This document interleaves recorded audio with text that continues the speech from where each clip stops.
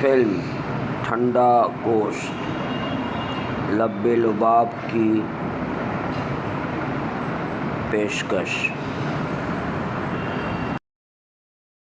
کہیں دور ایک دفتری دنیا ہے جہاں وقت تو چلتا ہے مگر زندگیاں رک چکی ہیں۔ یہ وہ لوگ ہیں جو مہینوں سے محنت کرتے ہیں لیکن اجرت کے بغیر۔ منٹو نے کہا تھا جب ظلم حد سے گزر جائے تو انسان لاش بن جاتا ہے۔ ٹھنڈا گوشت۔ آج کے مالکان بھی شاید وہی ایشور سنگھ ہیں جو اپنی ہوس میں انسانیت کو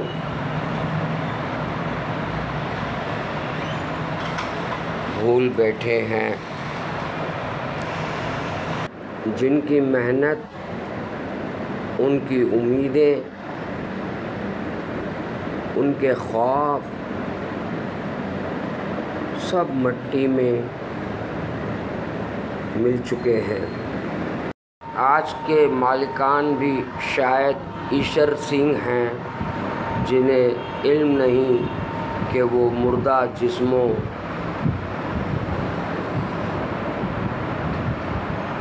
کے درمیان رہتے ہیں۔ پھر سوچتا ہوں کلینک کور کون ہے؟ شاید ملازمین کا اعتماد، شاید عزت جو آہستہ آہستہ مر رہی ہے۔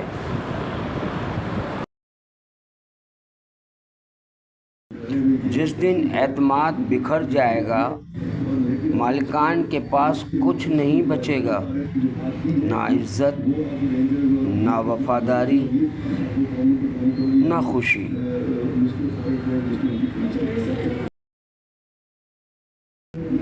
ظلم سہنے والا تو تباہ ہوتا ہی ہے، ظلم کرنے والا بھی محفوظ نہیں رہتا۔